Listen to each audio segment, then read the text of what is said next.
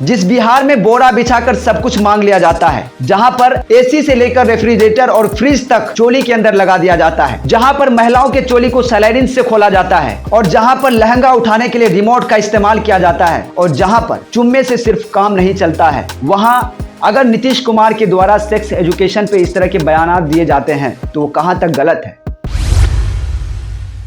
बिहार के मुख्यमंत्री नीतीश कुमार इन दिनों अपने दिए गए सेक्स एजुकेशन वाले बयान को लेकर चर्चा में बने हुए हैं और लगातार विवादों में घिरे हुए हैं, जिसकी जमकर विपक्ष आलोचना कर रही है और विपक्ष के साथ साथ पूरे बिहार की जनता, पूरे बिहार के साथ साथ पूरे देश की जनता और दूसरे देश के लोग भी इसकी आलोचना कर रहे हैं। सब कोई यही बातें कर रहे हैं कि आखिर किसी भी राज्य के मुख्यमंत्री कैसे इस तरह का अश्लील बयान दे सकते हैं। इतने अश्लील बात एक सदन के अंदर जहां कई माननीय विधायक सांसद मौजूद हों, वहां पर इस तरह का बयान वो कैसे दे सकते हैं और सब इसकी जमकर आलोचना कर रहे हैं। और ऐसे में बीजेपी को एक ब्रह्मास्त्र मिल गया है जिसका इस्तेमाल करके वो इस चुनावी दौर में अपना हथियार बनाकर उसका इस्तेमाल कर रही है, जिसको लेकर बिहार के मुख्यमंत्री से इस्तीफे की मांग कर रही है। वो चाहे बीजेपी के कोई नेता नेत्री हो या फिर कोई विपक्ष के नेता हो, सब बिहार के मुख्यमंत्री से इस्तीफे की मांग कर रहे हैं। उनका कहना है कि बिहार के मुख्यमंत्री इस तरह की अश्लील बातें कहे हैं, जो वो मर्यादित टिप्पणी किए हैं,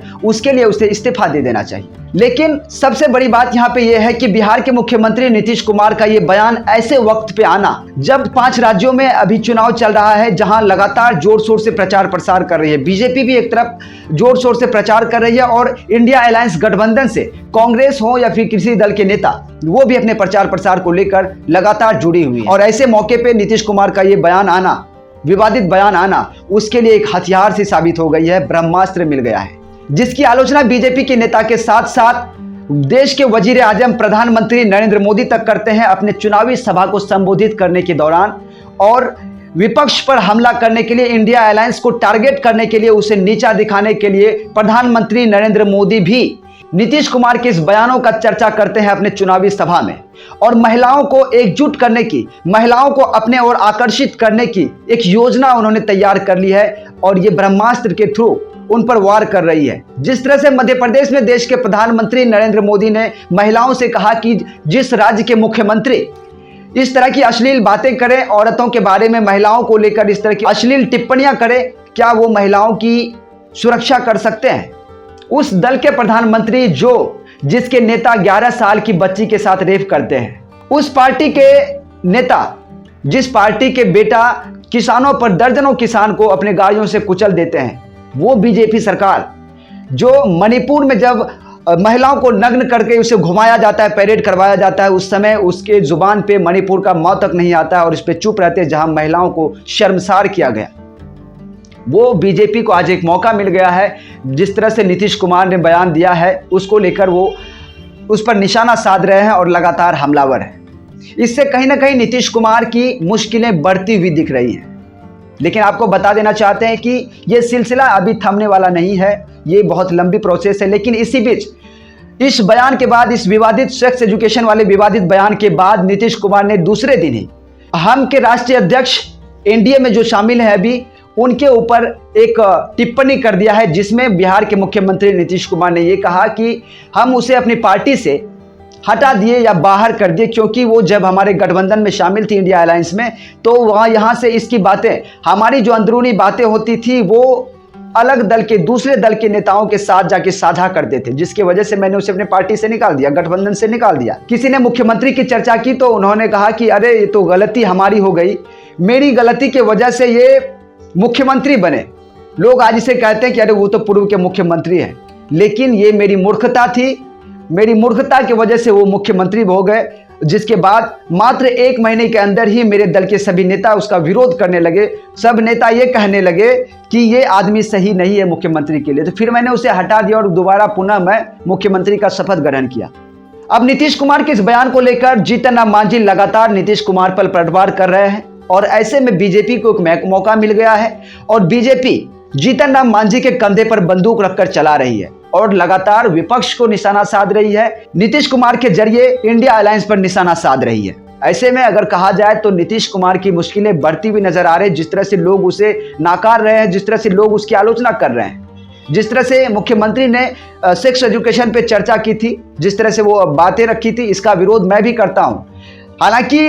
उसके बाद जो बातें सामने आ रही कि नीतीश कुमार आखिर जो कहना चाह रहे थे, जो बातें बता रहे थे सदन के अंदर, वो बहुत ही ज़रूरी, बहुत ही अहम मुद्दा होता है। लोगों को इसके बारे में जानकारी होनी चाहिए। लेकिन हाँ, कहने का उसका गलत तरीका गलत था, लेकिन जो बात वो कह रहे थे बिल्कुल सही है और हम सभी का इसका समर्थन करना चाहिए। अब यहाँ पे दो बातें सामने निकल कर आती है। एक तरफ वो जो नीतीश कुमार की सराहना कर रहे हैं, उनके बातों से सहमत हैं, और एक तरफ जो उसका विरोध कर रहे हैं। दरअसल सहमत क्यों, मैं आपको बताना चाहूँगा। जो बयान नीतीश कुमार दे रहे थे वो बिल्कुल ही जायज़ है, बिल्कुल ही सही है, जिसको लेकर के दुनिया भर के लोग उसका समर्थन भी कर रहे हैं। लेकिन हाँ, उनके तरीके को गलत बता रहे हैं, जिस तरह का वर्ड का इस्तेमाल उन्होंने किया। लेकिन नीतीश कुमार ने इस पर अपनी सफाई दी है, मीडिया में आकर उन्होंने माफ़ी मांगी है और सदन में जाकर खुद को कहते कि मैंने जो बयान दिया, जो टिप्पणियाँ की, उस पर मुझे शर्म आती है, मैं खुद शर्मिंदा हूँ, और जिसको भी बुरा लगा हो वो मुझे माफ़ कर दें, मुझसे गलती हो गई। अगर वो गलती एक्सेप्ट कर रहे हैं, उसके बावजूद भी विपक्ष उस पर लगातार हमलावर है और लगातार इसी बात को घसीटे जा रहे हैं, क्योंकि उन्हें एक ब्रह्मास्त्र, मैंने जैसा कि कहा, कि मिल गया, और इसका इस्तेमाल करके वो चुनाव भी अब रोज राजनीतिक रोटियां सेक रही है।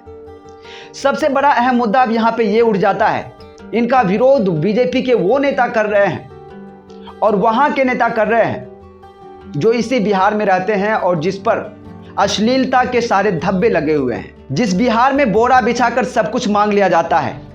जहां पर एसी से लेकर रेफ्रिजरेटर और फ्रिज तक चोली के अंदर लगा दिया जाता है, जहां पर महिलाओं के चोली को सलाइडिन से खोला जाता है, और जहां पर लहंगा उठाने के लिए रिमोट का इस्तेमाल किया जाता है, और जहां पर चुम्मे से सिर्फ काम नहीं चलता है, वहां पर ऐसे माहौल में अगर नीतीश कुमार के द्वारा सेक्स एजुकेशन पे इस तरह के बयान दिए जाते हैं तो वो कहां तक गलत है। उनका जो मोटिव है उसे समझने की ज़रूरत है, और जो नेता इसका विरोध कर रहे हैं, जो खुद अश्लीलता में संलिप्त हैं, आखिर वो अपने अंदर झांक कर क्यों नहीं देखते हैं, ये बहुत बड़ा सवाल है। हालांकि लोग नीतीश कुमार की भी आलोचना कर रहे हैं, और जो जायज़ है, करनी भी चाहिए, क्योंकि उन्होंने जो बयान दिया, जिस तरह का वर्ड का, जिस तरह के शब्दों का इस्तेमाल किया, वो गलत है। लेकिन जो उनका कहने का सेंस था वो बिल्कुल सही है। तो हम जिस बिहार में इस तरह के गाने बनते हों, जिसे हालांकि मैं मानता हूं कि कई लोग नहीं सुनते हैं, लेकिन कहीं ना कहीं बीजेपी के ही नेता हैं इसमें संलिप्त, और बीजेपी के नेता ही ऐसे गाना गाते हैं जो संसद के अंदर हैं अभी बैठे हुए, जो वर्तमान में सांसद हैं, विधायक हैं। तो वो नेता अगर इसका विरोध करे तो कहीं ना कहीं सवाल तो उठता है। तो ऐसे तमाम तरह के सवालात हैं, तमाम तरह के लोग सवाल कर रहे हैं, तमाम तरह के कमेंट वगैरह आ रहे हैं। सबों का अपना अपना विचार है। इसको लेकर के आपका क्या विचार है, अपना विचार कमेंट बॉक्स में ज़रूर लिखें।